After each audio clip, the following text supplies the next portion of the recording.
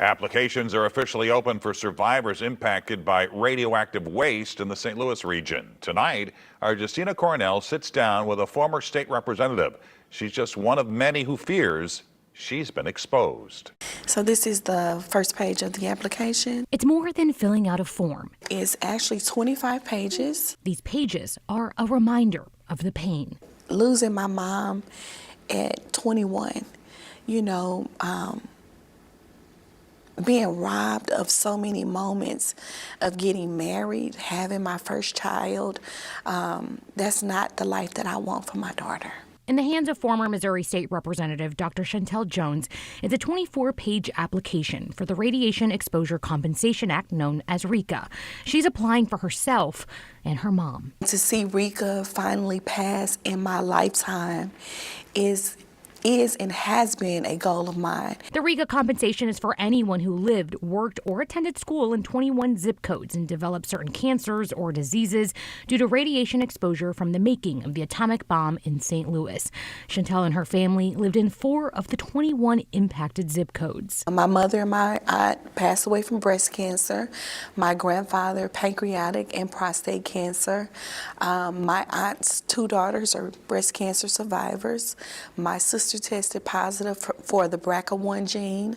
My cousin passed away from a rare kidney disease at the age of 36. I had a cousin at the age of 5 diagnosed with a brain tumor, and so it's been very extensive in my family. Chantel was also diagnosed with breast cancer at the age of 31. Stage 0 to 1 ductal carcinoma.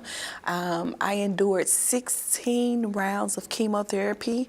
I did not have to do radiation, and then 13 years later, it came back again for the second time. And I am on my way. We always struggle with the fact of it ever coming back again, and I try to push it out of my mind, and so that's where community comes. Community serving comes from, is to serve my community while I have time. That time includes offering a helping hand. We've received an increased amount of emails with people expressing how they've lost their parents, and they just don't even know where to start to even look to find the records so that they can complete the application. She hopes to guide them in the right direction, and she's not alone. The advocacy group Just Moms STL helps applicants find what matters most. When they're requesting these documents, they're getting a stack, right? And they only really need one thing. The one thing that is certified that shows that you either lived, worked, or went to school in the zip code, or the medical document that states you had this cancer. For the moms who fought for cleanup and compensation, the two won't be able to apply themselves. Karen Nickel and I fought for this program, and we're not even eligible.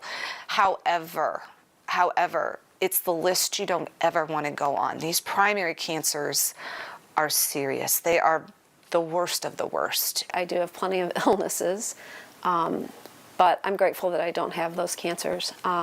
So a lot of this work has been on behalf of other people, and I'm very excited and happy that there's compensation for those that need it.